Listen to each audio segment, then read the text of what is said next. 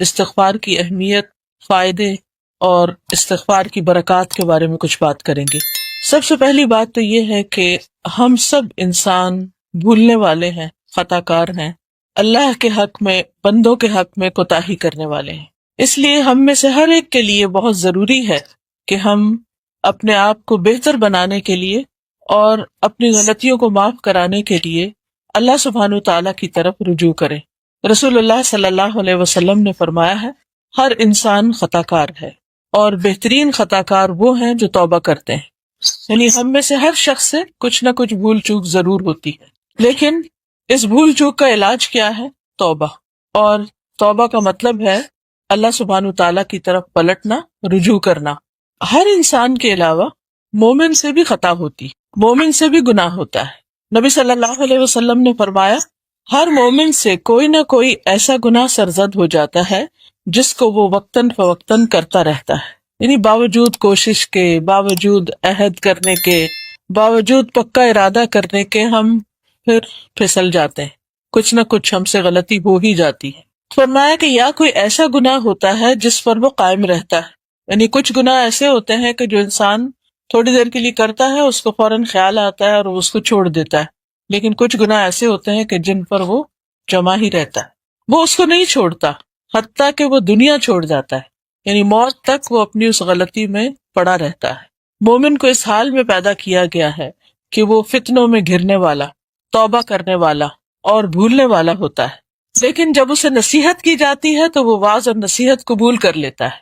یہ مومن کی خوبی ہے، یعنی یہ تو ہو نہیں سکتا کہ ہم سے کوئی غلطی نہ ہو، اور یہ بھی نہیں ہو سکتا کہ ہم ہر غلطی پر فوراً ہی توبہ کر لیں۔ وہ کون سی غلطیاں ہوتی ہیں یا وہ کون سے گناہ ہوتے ہیں جن پر ہم توبہ نہیں کر پاتے؟ ان میں سے عموماً ایک قسم وہ ہوتی ہے کہ جن کے بارے میں ہم یہ جانتے ہی نہیں کہ یہ غلط ہے۔ ہم اپنی گزشتہ زندگی کے بارے میں جانتے ہیں کہ بہت ساری چیزیں ہم ایسی کرتے رہے جن کو ہم نے غلط نہیں سمجھا کیونکہ ہم اندھیرے میں تھے، لیکن جس وقت ہمیں روشنی ملی، قرآن کی روشنی، سنت کی روشنی، تو ہمیں اپنی غلطیوں کا پتہ چلنے لگا، اور جہاں جہاں ہم نے دیکھا کہ ہم کوئی چیز درست نہیں کر رہے یا پھر درست تو کر رہے مگر اعلیٰ درجے کی نہیں کر رہے، تو ہم نے اپنے اندر اس کے لیے امپرومنٹ لانے اور اس کو بہتر کرنے کی کوشش کی، اور اپنی غلطیوں سے چھٹکارا پانے کی بھی، یا کم از کم یہ ضرور ہوا کہ ہمیں ان غلطیوں پر ندامت اور شرمندگی ہونے لگی۔ تو مومن کا حال یہی ہوتا ہے کہ اس سے غلطی تو ہوتی ہے، لیکن وہ غلطی کو مان جاتا ہے، اس کو پہچان جاتا ہے، اور پھر وہ اس کی اصلاح کی کوشش کرتا ہے، اور یہ اس کے ایمان کے درجے کے مطابق ہوتا ہے۔ جس کا ایمان جتنا زیادہ ہوتا ہے اس کے اندر یہ احساس، یعنی اپنی غلطی پر ندامت اور شرمندگی کا احساس اتنا ہی زیادہ ہوتا ہے، اور جس کے اندر ایمان کم ہوتا ہے اس کے اندر وہ سیلف ریئلائزیشن اور اپنی غلطی کی پہچان اور پھر اس کے اوپر ندامت اور اس کو دور کرنے کے لیے ارادہ اور کوشش وہ بھی کم ہی ہوتی ہے۔ تو گناہ کے بعد مومن اور غیر مومن کے درمیان واضح فرق ہوتا ہے۔ مومن اپنے گناہ کو ایسے محسوس کرتا ہے جیسے وہ کسی پہاڑ کے نیچے بیٹھا ہوا ہے اور ڈر رہا ہوتا ہے کہ کہیں وہ اس کے اوپر گری نہ جائے اور وہ اس کے نیچے پس کے دب کے ختم نہ ہو جائے۔ اور فاسق اور فاجر کا حال یہ ہوتا ہے کہ وہ اپنے گناہ کو مکھی کی طرح ہلکا سمجھتا ہے کہ وہ اس کے ناک کے پاس سے گزری اور اس نے اپنے ہاتھ سے یوں اس کو اشارے سے دور کر دیا، یعنی اس کو گناہ کی شدت کا احساس نہیں ہوتا، اس پر شرمندگی نہیں ہوتی، یعنی اس کو خیال ضرور آتا ہے کہ یہ غلط ہے، لیکن کوئی بس خیال آتا ہے اور چلا جاتا ہے۔ اس کے اندر سے ایک آواز اٹھتی ہے لیکن وہ اس کو دبا دیتا ہے اور اس کی پرواہ نہیں کرتا۔ لیکن مومن پریشان ہوتا ہے اور وہ توبہ کرنے کی طرف لپکتا ہے، کیونکہ اس کو یہ معلوم ہے کہ اس کا ایک رب ہے جو گناہوں کو معاف کرتا ہے، اور اسے غلطی کرنے کے بعد جو شرمندگی اور ندامت اور ایک گلٹ ہوتی ہے اسے دور کرنے کے لیے وہ مدد چاہتا ہے، وہ اپنے رب کی طرف رجوع کرتا ہے، اور پھر وہ اس سے چھٹکارا پاتا ہے تاکہ وہ اس دنیا میں بھی سکون کی زندگی بسر کر سکے اور آخرت میں بھی اطمینان پائے۔ رسول اللہ صلی اللہ علیہ وسلم نے فرمایا، تم سے پہلے لوگوں میں سے ایک آدمی کا ذکر ہے کہ وہ ایک کھوپڑی کے پاس سے گزرا، یعنی جیسے کہیں سے گزر رہا تھا تو راستے میں ایک کھوپڑی نظر آئی کسی مرے ہوئے کی، اس نے اس کی طرف دیکھا اور اپنے آپ سے باتیں کرنے لگا۔ وہ باتیں کیا کر رہا تھا؟ کہنے لگا، اے میرے رب، تو بڑی عظیم ذات ہے، اور میں بڑا کمزور ہوں، اور تو بار بار بخشنے والا ہے، اور میں بار بار گناہ کرنے والا ہوں۔ پھر وہ اللہ کے سامنے سجدے میں گر پڑا، تو ایک غیبی آواز آئی، اسے کہا گیا کہ اپنا سر اٹھاؤ، یہ سجدے سے اوپر کرو، اور کہا گیا کہ تو بار بار گناہ کرنے والا ہے اور میں بار بار بخشنے والا ہوں۔ تو اس نے اپنا سر اٹھایا اور اللہ نے اس کو بخش دیا۔ اب سوال یہ پیدا ہوتا ہے کہ وہ کھوپڑی دیکھ کر وہ ایسی باتیں کیوں کر رہا تھا؟ ہم سب جانتے ہیں کہ ہم جتنا بھی غافل رہیں، موت کو بھولے رہیں، لیکن اگر قبرستان کے پاس سے گزر ہو تو سوال ہی پیدا نہیں ہوتا کہ ہمیں اپنی موت یاد نہ آئے، اپنا مرنا یاد نہ آئے اور اپنی قبر یاد نہ آئے۔ اسی طرح اگر کسی کی میت پر جائے تو وہاں بھی لازماً اس کو دیکھ کر، میت کو دیکھ کر یا کفن کو دیکھ کر یا اور اسی طرح کی چیزیں جو ہیں متعلقہ، اس کو دیکھ کر ضرور یاد آتی ہے اپنی موت۔ اگر ریئل میں نہ بھی دیکھیں، کوئی ویڈیو کلپ دیکھ لیں یا کوئی ایسا میسج پڑھ لیں جس میں موت کا ذکر ہو تو خیال آتا ہے۔ اسی طرح اس شخص کے اوپر یہ کیفیت کیوں طاری ہوئی اس کھوپڑی کو دیکھ کر؟ آپ نے ویسے بھی دیکھا ہوگا کہ کھوپڑی کی تو اگر تصویر بھی دیکھ لی جائے تو ایک ہیبت آتی ہے، ایک خوف سا آتا ہے نا، کیونکہ ساری سکن اتر چکی ہوتی، آنکھیں نہیں ہوتی، ہونٹ نہیں ہوتے، کوئی کچھ نہیں ہوتا، تو وہ ایک ڈراؤنی سی چیز ہوتی۔ تو ایسی چیزیں انسان کے دل کو نرم کرتی ہیں، اس کو اپنی موت یاد دلاتی، اور انسان جب ایسی کیفیت میں اپنے رب کی طرف رجوع کرتا ہے تو وہ بڑا سچا رجوع کرتا ہے، اس کے دل کے اوپر ایک خاص قسم کی کیفیت گزرتی ہے اور وہ اندر سے پگھل جاتا ہے، اور پھر وہ حقیقی معنوں میں اپنے رب کو پکارتا ہے۔ اس شخص کا بھی حال یہی تھا، اور یہ ندامت کے مارے اپنے گناہوں کو دیکھتے ہوئے شرمندگی کے مارے گر پڑا اور سجدے میں پڑ گیا، اور پھر اللہ سے باتیں کرنے لگا، تو اللہ سبحانہ تعالیٰ نے اس کی اس عمل کی وجہ سے اس کو بخش دیا۔ تو اس سے یہ بات پتہ چلتی ہے کہ انسان تو گناہ گار ہے ہی، لیکن رب بہت غفار ہے، بہت زیادہ بخشنے والا ہے۔ اس لیے انسان سے چھوٹا گناہ ہو یا بڑا گناہ ہو، کبھی بھی اسے مایوس نہیں ہونا چاہیے اور اپنے رب کی طرف رجوع کرتے رہنا چاہیے، تاکہ دنیا سے جب انسان جائے تو بالکل پاک صاف ہو کر جائے۔ حدیث سے ہمیں یہ بھی پتہ چلتا ہے کہ استغفار کا کرنا اللہ تعالیٰ کو پسند ہے، اور اللہ سبحانہ تعالیٰ ہمیں اس کی ترغیب بھی دیتے ہیں، شوق دلاتے ہیں۔ ابو ہریرہ رضی اللہ عنہ سے مروی ہے کہ رسول اللہ صلی اللہ علیہ وسلم نے فرمایا، اس ذات کی قسم جس کے قبضے میں میری جان ہے، اگر تم گناہ نہ کرتے تو اللہ تمہیں لے جاتا اور ایسی قوم لے آتا جو گناہ کرتے، پھر اللہ سے مغفرت طلب کرتے تو اللہ تعالیٰ انہیں معاف کر دیتا۔ یعنی اللہ تعالیٰ جانتے ہیں کہ انسان کو جیسا میں نے بنایا ہے وہ بھولنے والا بھی ہے، غلطی کرنے والا بھی ہے، اور اس سے بار بار ایسا ہوگا اور پھر یہ پلٹے گا۔ تو غلطی تو ہوگی، انسان راستہ بھولے گا، لیکن کہتے نا صبح کا بھولا شام کو گھر آ جائے تو اس کو بھولا نہیں کہتے۔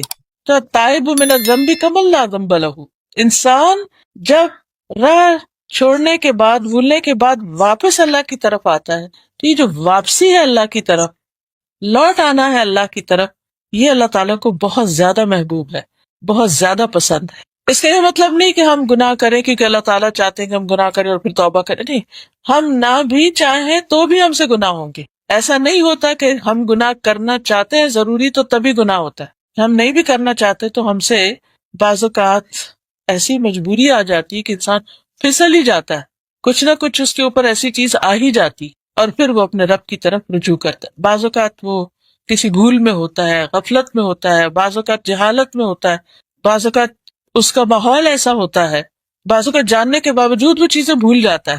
تو یہ ساری چیزیں پھر انسان کو احساس ہونے پر اللہ سبحانہ تعالیٰ کی طرف مائل کرتی ہیں۔ اور کسی انسان کا یہ کہنا کہ I was wrong، میں غلط تھا، یہ میری غلطی ہے، یہ ایک بڑا مشکل کام ہوتا ہے، اور انسان جب اپنی اس مشکل پہ قابو پا لیتا ہے، اپنی غلطی کو مان لیتا ہے، تو یہ جو ماننا ہے اس کی وجہ سے پھر وہ اللہ تعالیٰ کے قریب ہو جاتا ہے۔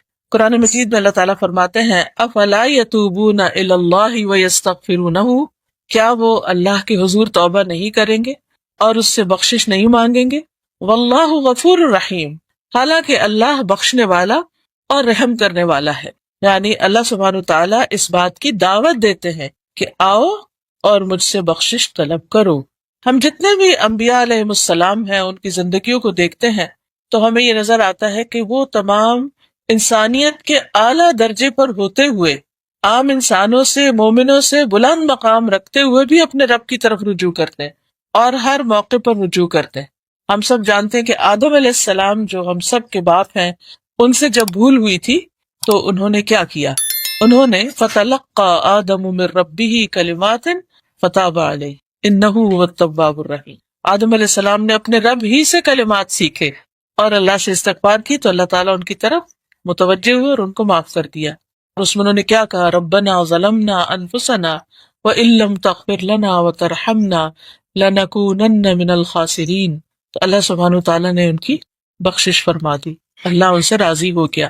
اس کے بعد ہم دیکھتے ہیں ابراہیم علیہ السلام کو، جو اللہ کے دوست تھے۔ قرآن مجید میں آتا ہے واتخذ اللہ ابراہیم خلیلا، اللہ تعالیٰ نے ابراہیم علیہ السلام کو اپنا دوست بنایا۔ اللہ کو کسی دوست کی ضرورت نہیں، لیکن یہ ان کو عزت بخشی ان کی قربانیوں کی وجہ سے، اور ان کو دوست کہا اور خلیل کہا، اتنا بڑا آنر ملنے کے باوجود بھی۔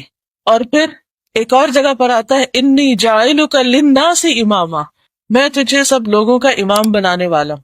اسی طرح کچھ اور انعامات بھی ابراہیم علیہ السلام پر ہوئے، ان کی دعائیں قبول ہوئیں، لیکن ان کی عاجزی اور انکساری کا حال دیکھیے کہ کس طرح وہ اپنے رب سے استغفار کرتے ہیں اور توبہ کرتے ہیں۔ وہ کہتے ہیں والذی اطمع ان یغفر لی خطیئتی یوم الدین، وہ ذات جس سے میں توقع رکھتا ہوں کہ قیامت کے دن میری خطائیں معاف کر دے گا۔ یعنی انہیں بھی اپنی خطاؤں کا احساس ہے، حالانکہ انبیاء علیہ السلام کے ساتھ تو اللہ کا وعدہ ہے ان کی بخشش کا، لیکن اس کے باوجود انہیں اس بات کا احساس ہے۔ اس سے یہ بھی سمجھ میں آتا ہے کہ جس انسان کے اندر جتنا ایمان ہوگا، جتنی روشنی ہوگی، جتنی اویئرنس ہوگی، جتنا تقوی ہوگا، اتنی ہی زیادہ اس کو اپنی بخشش کی فکر بھی ہوگی۔ اسی طرح ہم موسیٰ علیہ السلام کے بارے میں دیکھتے ہیں۔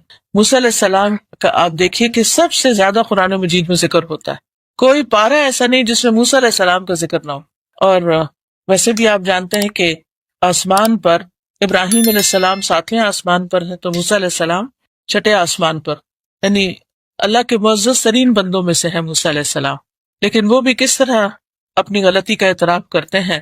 قال رب انی ظلمت نفسی فاغفر لی فغفر لہ انہ هو الغفور الرحیم، اے میرے رب بلا شبہ میں نے اپنے آپ پر ظلم کیا، تو مجھے معاف کر دے۔ تو اللہ سبحانہ وتعالیٰ نے ان کو بخش دیا، ان کو معاف کر دیا، بے شک وہ بڑا بخشنے والا، رحم فرمانے والا ہے۔ یونس علیہ السلام سے جب خطا ہوئی، اپنی قوم کو چھوڑ کر چلے گئے تو مچھلی نے ان کو نگل لیا۔ وہاں جا کر انہوں نے کیا کہا؟ لا الہ الا انت سبحانک انی کنت من الظالمین۔ تو اللہ سبحانہ تعالیٰ نے ان پر رحم فرما دیا۔ ونجیناہ من الغم وکذالک ننجی المؤمنین، ہم نے ان کو غم سے نجات دی اور مومنوں کو بھی ایسے ہی دیتے ہیں۔ اسی طرح داؤد علیہ السلام کے بارے میں آتا ہے سورہ صاد میں وَظَنَّ دَاوُودُ أَنَّمَا فَتَنَّاهُ فَاسْتَغْفَرَ رَبَّهُ وَخَرَّ رَاكِعًا وَأَنَابَ۔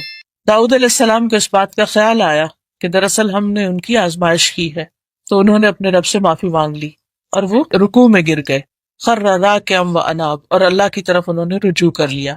اسی طرح ہم یہ دیکھتے ہیں کہ جتنے بھی پیغمبر ہیں یہ اپنی قوموں کو بھی استغفار کی ترغیب دیتے ہیں۔ نوح علیہ السلام اپنی قوم سے کہتے ہیں فَقُلْتُ اسْتَغْفِرُوا رَبَّكُمْ إِنَّهُ كَانَ غَفَّارًا، کہ اپنے پروردگار سے، اپنے رب سے معافی مانگ لو، بے شک وہ بڑا معاف کرنے والا ہے۔ ہود علیہ السلام نے کہا وَيَا قَوْمِ اسْتَغْفِرُوا رَبَّكُمْ ثُمَّ تُوبُوا إِلَيْهِ، اے میری قوم اپنے پروردگار سے معافی مانگو پھر اسی کے آگے توبہ کرو۔ شعیب علیہ السلام نے کہا وَاسْتَغْفِرُوا رَبَّكُمْ ثُمَّ تُوبُوا إِلَيْهِ، اپنے رب سے معافی مانگو اور اس کے آگے توبہ کرو۔ اللہ سبحانہ تعالیٰ نے نبی صلی اللہ علیہ وسلم کو بھی استغفار کا حکم دیا، وَاسْتَغْفِرِ اللَّهَ إِنَّ اللَّهَ كَانَ غَفُورًا رَحِيمًا، اور اللہ سے بخشش طلب کیجیے، اللہ یقیناً بہت بخشنے والا مہربان ہے۔ تمام لوگوں کو یہ حکم دیا گیا کہ وہ استغفار کریں، وَأَنِ اسْتَغْفِرُوا رَبَّكُمْ ثُمَّ تُوبُوا إِلَيْهِ۔ پھر اسی طرح ایمان والوں کی خاص صفت ہے کہ وہ استغفار کثرت سے کرتے ہیں۔ سورۃ السجدہ میں آتا ہے کانوا قلیلا من اللیل ما یہجعون وبالاسحار ہم یستغفرون، کہ وہ راتوں کو کم سوتے ہیں اور سحری کے وقت استغفار کرتے ہیں، یعنی تہجد کے وقت وہ اللہ سے اپنے گناہوں کی معافی مانگتے ہیں۔ ان کو یہ زوم اور خیال نہیں ہوتا کہ ہم تو اس وقت اٹھ رہے ہیں، ہم تو بڑے نیک لوگ ہیں تو ہمیں تو نہیں، جو جتنا اپنے رب کے قریب ہوتا ہے، اللہ کی عظمت کو پہچانتا ہے، اس کی گرینڈر کو اور اس کی بڑائی کو اور اس کی حکمت کو اور اس کے علم کی وسعتوں کو، وہ اتنا ہی زیادہ اپنی کوتاہیوں کو دیکھنے والا ہو جاتا ہے اور پھر وہ اس سے توبہ کرتا ہے. اور یہ بھی یاد رکھیے کہ جو اللہ سے معافی کی امید رکھتا ہے اسی کو معافی ملتی. یہ نہیں کبھی بھی سوچنا چاہیے کہ میری تو معافی ہو نہیں سکتی، میرا گناہ نہیں معاف ہو سکتا، مجھے نہیں اللہ بخشے گا. یہ کبھی بھی نہ سوچے، نہ امید، نہ مایوس نہ ہو. رسول اللہ صلی اللہ علیہ وسلم نے فرمایا، اللہ تبارک و تعالیٰ فرماتا ہے، اے ابن آدم، جب تک تو مجھے پکارے گا اور مجھ سے پر امید رہے گا میں تجھے بخشتا رہوں گا. جو بھی کوئی گناہ ہوں گے ان کی میں کوئی پرواہ نہیں کروں گا. اے ابن آدم، اگر تیرے گناہ آسمان کی بلندیوں تک پہنچ جائیں، اور آپ کو معلوم ہے کہ زمین سے آسمان کا فاصلہ 500 سال کے برابر ہے، تو پھر مجھ سے بخشش طلب کرے تو میں پرواہ کیے بغیر تجھے بخش دوں گا. یعنی اتنے زیادہ گناہ ہے کہ آسمان تک چلے گئے.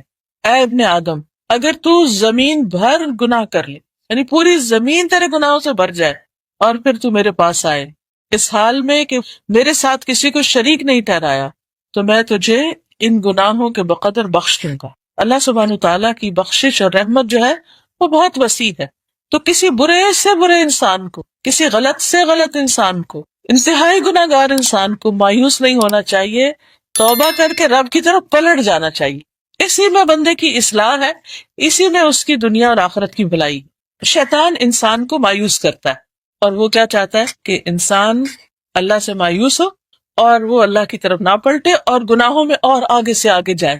جب ہمارے دل میں یہ خیال آتا ہے نا کہ معافی نہیں ہو سکتی، تو پھر انسان کہتا ہے کہ جہنم میں تو جانا ہی ہے، چلو دنیا میں تو عیش کرو. تو یہ چیز اسے گناہوں پر اور دلیر کر دیتی. لیکن جب انسان کو معافی کا یقین ہوتا ہے تو پھر انسان اللہ کی طرف رجوع کرتا چلا جاتا ہے.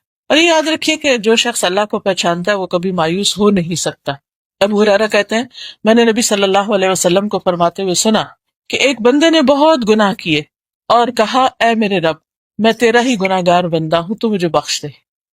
اللہ رب العزت نے فرمایا، میرا بندہ جانتا ہے کہ اس کا کوئی رب ہے جو گناہ معاف کرتا ہے اور گناہ کی وجہ سے سزا بھی دیتا ہے، تو میں نے اس بندے کو بخش دیا. یعنی جو مجھ سے امید اور خوف کی حالت میں معافی مانگنے کے لیے آیا، میں نے اس کو بخش دیا.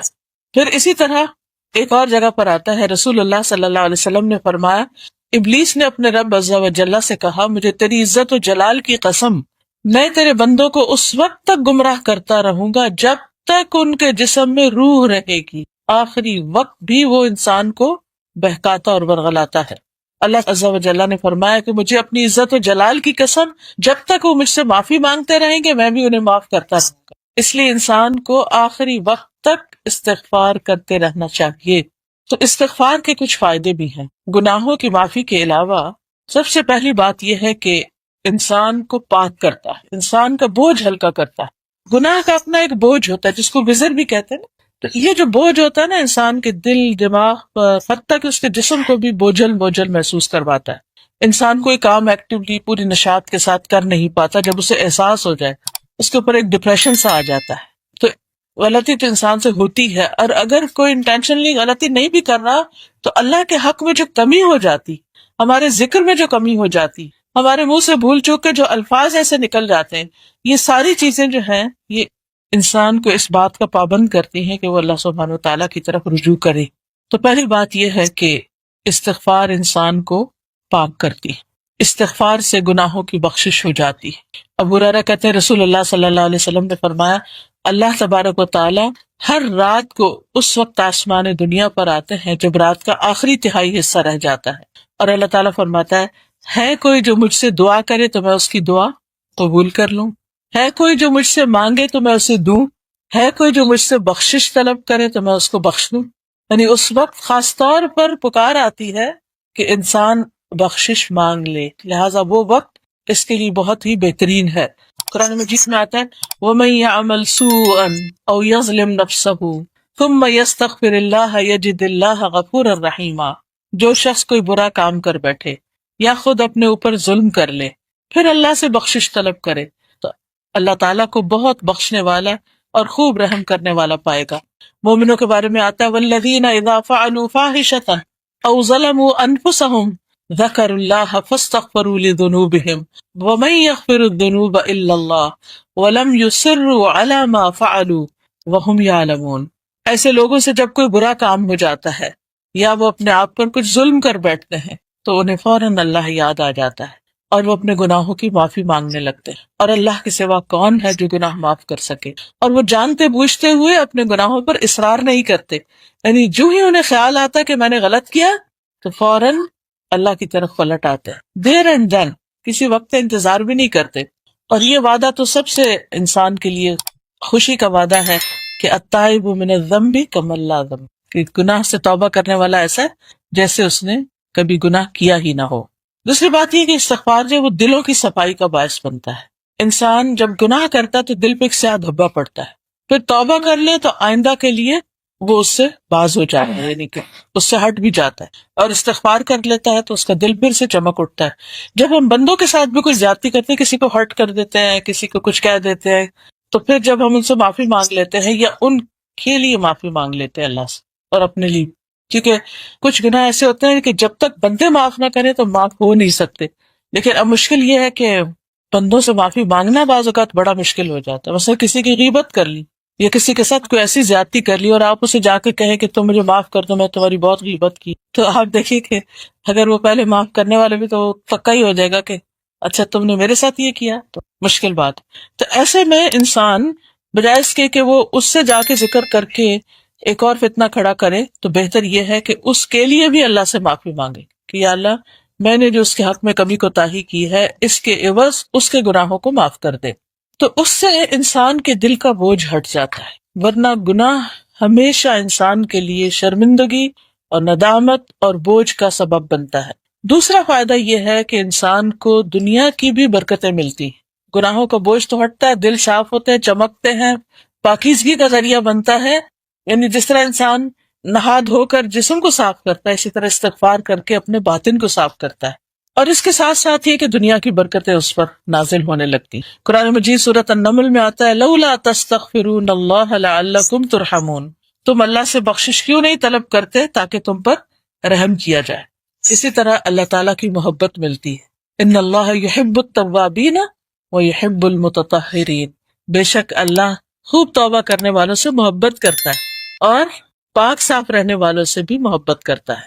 تو یہ تطہر جو ہے یہ جسمانی صفائی ہے، یعنی کہ انسان کی اپنے زائد بالوں سے صفائی، میل کچیل سے صفائی، ناخنوں وغیرہ کی، اور ہر طرح کی، دانتوں کی، یعنی اپنے کپڑوں کی، اپنے گھر کی، لباس کی، جگہ کی، یہ صفائی جو ہے یہ تطہر ہے، یعنی ظاہری صفائی ہے، اور توبہ جو ہے یہ انسان کے باطن کی صفائی۔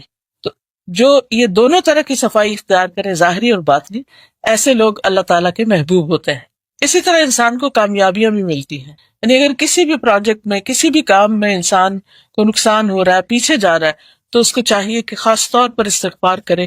اللہ تعالیٰ فرماتے ہیں وَتُوبُوا إِلَى اللَّهِ جَمِيعًا أَيُّهَا الْمُؤْمِنُونَ لَعَلَّكُمْ تُفْلِحُونَ، تم سب اللہ کے حضور توبہ کرو اے مومنو تاکہ تم فلاح پاؤ، کامیاب ہو جاؤ۔ یعنی جہاں بھی انسان کو کوئی ناکامی ہو رہی ہے، کہیں وہ پیچھے رہ رہا ہے، کوئی مشکل آ رہی ہے، تو وہیں پر استغفار شروع کر دے۔ پھر اللہ کا وعدہ ہے کہ اللہ تعالیٰ ایسے بندوں کو، استغفار کرنے والوں کو، دنیا کا بھی اچھا سامان عطا کرے گا۔ سورۃ ہود آیت 3 میں آتا ہے وَأَنِ اسْتَغْفِرُوا رَبَّكُمْ ثُمَّ تُوبُوا إِلَيْهِ يُمَتِّعْكُمْ مَتَاعًا حَسَنًا إِلَىٰ أَجَلٍ مُّسَمًّى وَيُؤْتِ كُلَّ ذِي فَضْلٍ فَضْلَهُ، اور یہ کہ تم لوگ اپنے رب سے اپنے گناہ معاف کراؤ، پھر اس کی طرف متوجہ رہو، تو تمہیں ایک مقرر وقت تک اچھا سامان زندگی دے گا۔ اس سامان زندگی، اس دنیا کا سامان، یعنی اگرچہ ہماری نظر آخرت پر ہونی چاہیے، لیکن دنیا میں رہنے کے لیے بھی انسان کو سامان دنیا چاہیے ہوتا ہے، اور اگر وہ صحیح ہو، درست ہو، تو اس سے زندگی آسان ہو جاتی، اور اگر وہ نہ ہو تو انسان محتاج ہوتا ہے اور اس کے بہت سے کام رک جاتے ہیں۔ فرمایا یمتعکم متاعا حسنا الی اجل مسمی ویؤتی کل ذی فضل فضلہ، اور ہر زیادہ عمل کرنے والے کو زیادہ ثواب دے گا۔ ذی فضل سے مراد یہاں وہ لوگ جو زیادہ سے زیادہ اللہ کو راضی کرتے ہیں، اچھے اچھے کام کرتے ہیں، تو ان کا اجر اور زیادہ بڑھا دے گا۔ پھر اسی طرح رزق، مال اور اولاد میں برکتیں اور اس میں اضافہ۔ ہر دوسرا بندہ ان میں سے کسی نہ کسی چیز کے لیے پریشان، یا تو رزق کے لیے یا رزق حلال کے لیے، اسی طرح اولاد کے لیے، اولاد نہیں ہے تب پریشانی، اولاد ہے تو اس کی تربیت کی پریشانی۔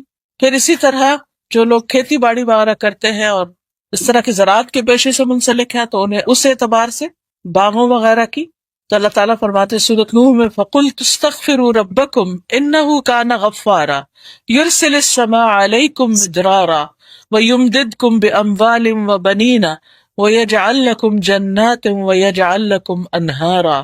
تو میں نے کہا اپنے رب سے معافی مانگ لو، یقیناً ہمیشہ سے بہت معاف کرنے والا ہے، وہ تم پر بہت برستی ہوئی بارش اتارے گا، اور وہ مالوں اور بیٹوں کے ساتھ تمہاری مدد کرے گا، اور تمہیں باغات عطا کرے گا، تمہارے لیے نہریں جاری کر دے گا، یعنی خوب وافر مقدار میں پانی بھی ملے گا۔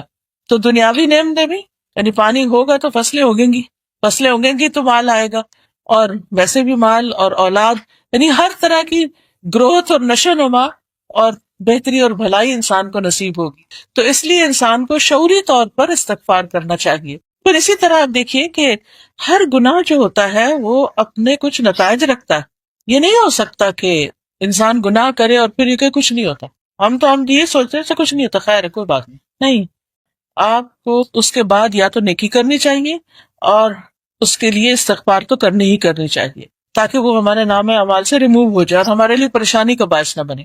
لیکن یہ بات بھی یاد رہنی چاہیے کہ آخرت میں پریشانی تو ہے ہی، دنیا میں بھی انسان کو بعض اوقات اس کی وجہ سے کچھ پریشانیوں کا سامنا کرنا پڑتا ہے، تو اس کے لیے انسان کو استغفار کرتے رہنا چاہیے تاکہ اللہ کا عذاب جو ہے وہ ٹل جائے اور وہ نہ آئے۔ اب اس میں آپ دیکھیے کہ گناہ ایسے ہی ہے جیسے مثلا ہم یہ کہیں کہ دبئی میں جون کا مہینہ آئے گا لیکن گرمی نہیں ہوگی، یہ کیسے ہو سکتا ہے؟ جون کا مہینہ آئے، جولائی آئے اور گرمی نہ آئے۔ اسی طرح یہ کیسے ہو سکتا ہے کہ انسان گناہ کرے اور اس سے اپنے لیے جہنم کی آگ بھڑکائے اور کہے کہ نہیں کچھ نہیں فرق پڑتا؟ نہیں، گناہ سے فرق تو ضرور پڑتا ہے، یعنی اس کے اپنے کانسیکوینسز ہیں ہی ہیں، ان سے بچنے کے لیے استغفار کی ضرورت ہے ہمیں۔ اب دیکھیں آندھی چلے تو یہ کیسے ہو سکتا ہے کہ انسان کو اس کی مٹی کا اثر نہ ہو اور گھر کی صفائی کی ضرورت نہ ہو، یا انسان کو خود نہانے دھونے کی ضرورت نہ ہو؟ یہ تو نہیں ہو سکتا۔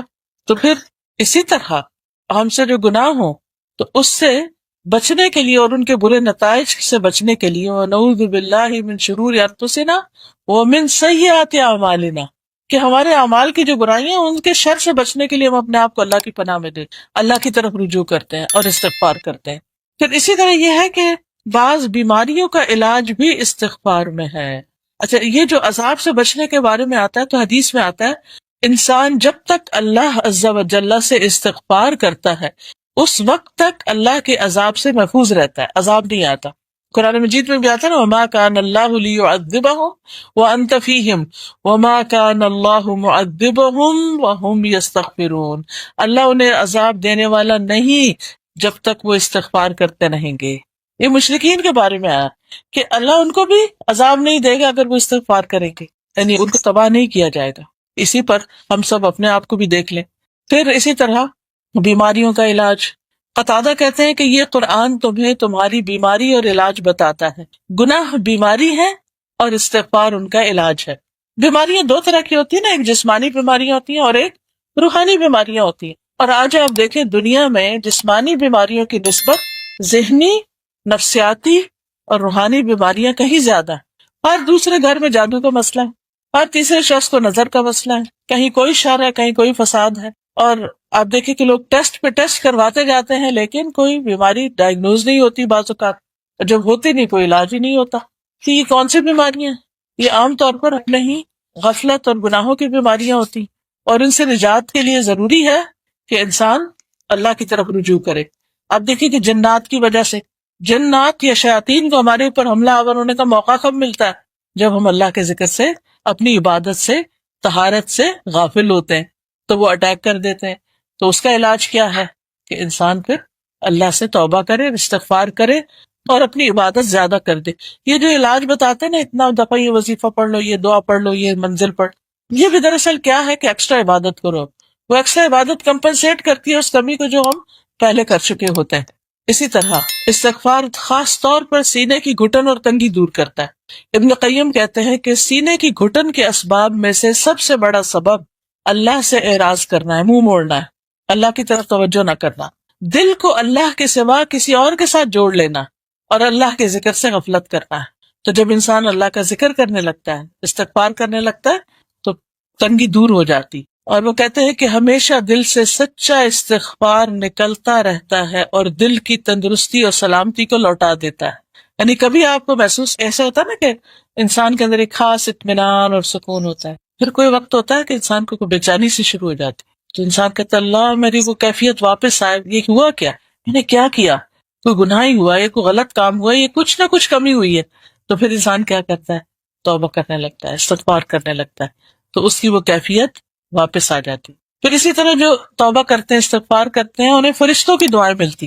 نماز کے بعد جب انسان مصلی پہ بیٹھا ہوتا ہے تو جب تک اس کا وضو رہتا ہے اور ذکر کرتا ہے، اللہ تعالیٰ اس کے گناہ معاف کرتے ہیں، فرشتے اس کے لیے دعائیں کرتے ہیں.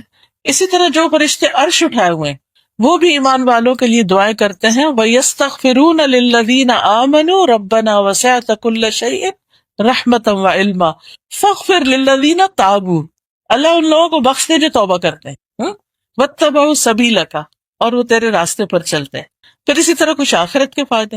جس شخص کے نامہ اعمال میں بہت استغفار ہوگا وہ اپنا نامہ اعمال دیکھ کے خوش ہو جائے گا. آپ نے فرمایا جس کو یہ بات پسند ہو کہ اس کا نامہ اعمال اسے خوش کر دے، یعنی اپنی بک آف ڈیڈ دیکھے اور خوش ہو جائے، تو اسے چاہیے کہ وہ استغفار کی کثرت کر دے تاکہ ہر خراب چیز اس میں سے مٹ جائے اور صاف ستھرا اعمال نامہ اس کو ملے. پھر اسی طرح جنت میں داخلے کا ذریعہ یا ایھا الذین آمنوا توبوا الی اللہ توبۃ نصوحا عسى ربکم ان یکفر عنکم سیئاتکم ویدخلکم جنات تجری من تحتها الانہار. اے ایمان والو، اللہ سے توبہ کرو، خالص توبہ، تمہارا رب قریب ہے کہ تم سے تمہاری برائیاں دور کر دے اور تمہیں ایسے باغوں میں داخل کرے جن کے نیچے نہریں بہتی ہیں. اسی طرح جہنم سے بچنے کا ذریعہ ہے. رسول اللہ صلی اللہ علیہ وسلم نے فرمایا اے عورتوں کے گروہ، صدقہ کرتی رہا کرو اور کثرت سے استغفار کرو، کیونکہ میں نے دوزخ میں جانے والوں میں سے زیادہ تر عورتوں کو دیکھا ہے. تو اس میں بھی یعنی ہم خواتین خاص طور پر اپنے برے انجام سے کیسے بچ سکتے ہیں؟ صدقہ اور استغفار. اور استغفار جو ہے وہ یہ نہیں کہ کوئی خاص کسی وقت پر ہی کیا جائے تو کیا جائے، نہیں، جب غلطی ہو، احساس ہو، دیر اینڈ دن کر لیا جائے. دن میں کسی بھی وقت کیا جا سکتا ہے. نبی صلی اللہ علیہ وسلم ایک دن میں 70 سے زیادہ بار استغفار کرتے تھے. ایک اور روایت میں 100 کا لفظ آتا ہے. پھر اسی طرح ہم دیکھتے ہیں کہ جب ہمارے دن رات کے کام ہوتے ہیں اس میں کئی دفعہ ہم استغفار کرتے ہیں. جیسے نماز شروع کرتے ہیں اور اس میں جو دعائیں ہیں اس میں بھی استغفار کا ذکر آتا ہے. رکوع میں استغفار آتا ہے، اللہم اغفر لی ذنبی کلہ دقہ وجلہ اولہ وآخرہ علانیتہ وسرہ. 2 سجدوں کے بیچ میں نبی صلی اللہ علیہ وسلم پڑھتے تھے رب اغفر لی رب اغفر لی. پھر اسی طرح اللہم اغفر لی وارحمنی واہدنی وعافنی. پھر تشہد میں، پھر سلام پھیرنے کے بعد، سلام سے پہلے کی جو دعا ہے رب انی ظلمت نفسی. پھر کسی مجلس میں بیٹھ کر استغفار کرنا. پھر نیکی کے کاموں کے بعد بھی، جیسے نماز کے بعد ہم کیا کرتے، سلام پھیر کر استغفر اللہ استغفر اللہ استغفر اللہ. پھر اسی طرح یہ ہے کہ کچھ کام ایسے ہیں کہ جن کو کرنے سے انسان کے گناہ معاف ہوتے ہیں. مثلا اسلام قبول کرنا، نو مسلم کے سارے پچھلے گناہ معاف ہو جاتے ہیں. اچھی طرح وضو کرنا، فرض نماز کی ادائیگی، جمعہ کی نماز کی ادائیگی، تہجد کی ادائیگی، توبہ کی نماز پڑھنا خاص طور پر، عمرہ کرنا، حج کرنا، حجر اسود اور رکن یمانی کو چھونا، صدقہ کرنا، مجالس ذکر میں شرکت، اچھی مجلسوں میں شرکت. حدیث میں آتا ہے جب کوئی جماعت اکٹھے ہو کر اللہ کا ذکر کرتی اور اس سے اس کا مقصد صرف اللہ کی رضا ہوتی ہے تو ایک منادی آواز لگاتا ہے کہ تم اس حال میں کھڑے ہو کہ تمہارے گناہ معاف ہو چکے اور تمہارے گناہ نیکیوں میں بدل دیے گئے. پھر رمضان اور لیلۃ القدر. پھر بیماری کی حالت میں جب بندہ اللہ کی تعریف کرتا ہے تو اس کے گناہ معاف ہونے شروع ہو جاتے ہیں. پھر راستے سے تکلیف دہ چیز ہٹا دینا، سبحان اللہ، یہ بھی گناہوں کی معافی کا ذریعہ ہے. پھر نماز کے لیے پیدل چل کے جانا اچھی طرح وضو کرنے کے بعد، ایک نماز کے بعد دوسری نماز کا انتظار کرنا، یہ انتظار کرنا ایک طرح سے استغفار ہے خاموش. پھر نماز کے بعد کی تسبیحات، 33 دفعہ سبحان اللہ، 33 دفعہ الحمدللہ اور 34 مرتبہ اللہ اکبر، یا پھر 33 بار اللہ اکبر اور لا الہ الا اللہ وحدہ لا شریک لہ لہ الملک و لہ الحمد وہو علی کل شیء قدیر. جو شخص ہر نماز کے بعد یہ عمل کرتا ہے اس کے سارے گناہ معاف کر دیے جاتے ہیں، چاہے وہ سمندر کی جھاگ برابر ہی کیوں نہ ہو. اسی طرح دن میں 100 بار سبحان اللہ و بحمدہ پڑھنا. پھر اسی طرح لا الہ الا اللہ واللہ اکبر والحمد للہ وسبحان اللہ ولا حول ولا قوۃ الا باللہ پڑھنا. تو یہ بھی پڑھنا جو ہے یہ انسان کے گناہوں کو معاف کرنے کا ذریعہ ہے. پھر استغفار کے جتنے بھی ورژن ہیں، میرا خیال ہے آپ کارڈ لائی ہیں استغفار کے، یہ پنک کارڈ ہیں، ان میں قرآن کی آیات اور احادیث کے ذریعے جو استغفار کی دعائیں ہمیں ملتی ہیں ان کا ذکر ہے اس میں. اور اگر انسان تہجد کے وقت اسی کو پڑھ لے تو اس سے یہ ہوتا ہے کہ سارے ہی ایک طرح سے دعائیں اس میں آ جاتی ہیں. پھر اسی طرح 100 بار دن میں سبحان اللہ پڑھنا، پھر اپنے لیے استغفار کرنا اور دوسروں کے لیے کرنا. جب ہم دوسروں کے لیے استغفار کرتے ہیں تو اس کا فائدہ ہمیں پہنچتا ہے، ان کو بھی پہنچتا ہے اور ہمیں بھی پہنچتا ہے. اس لیے یہ پڑھنا چاہیے ربنا اغفر لی ولوالدی وللمؤمنین یوم یقوم الحساب. پھر زندوں کے لیے بھی اور فوت شدہ کے لیے خاص طور پر. نبی صلی اللہ علیہ وسلم جب میت کو دفن کر چکتے تھے تو کچھ دیر پاس ٹھہرتے اور فرماتے اپنے بھائی کے لیے استغفار کرو اور اس کی ثابت قدمی کی دعا کرو کیونکہ اب اس سے سوال ہوگا. پھر اسی طرح اولاد اپنے والدین کے لیے جب استغفار کرتی، ولد صالح یدعو لہ، اس سے بھی انسان کے درجات بلند ہوتے ہیں. حدیث میں آتا ہے اللہ سبحانہ وتعالیٰ جنت میں ایک نیک آدمی کا درجہ بلند کرتا ہے. تو پوچھتا ہے کہ اے میرے رب، میرے درجے کہاں سے آئے؟ تو اسے اللہ تعالیٰ فرماتے ہیں تیرے حق میں تیری اولاد کی استغفار کی برکت سے، یعنی اس نے تیرے لیے بخشش کی دعا کی تو تیرا درجہ بلند ہو گیا. تو ان دعاؤں کو ہمیں یاد بھی کر لینا چاہیے، ورنہ یہ ہے کہ دیکھ کے پڑھنا جو ہے وہ بھی بہت فائدہ مند ہے. تو یہ تھے کچھ فائدے استغفار کے.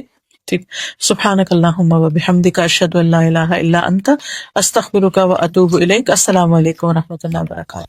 ڈاکٹر فرحت ہاشمی صاحبہ کے مستند بیانات سننے کے لیے ہمارے چینل قرآنک پلس کو سبسکرائب کریں. یہاں قرآن و حدیث کی روشنی میں حقیقی رہنمائی اور روحانی ترقی کے خزانے ملیں گے. ابھی جڑیں اور دین کو گہرائی سے سمجھیں.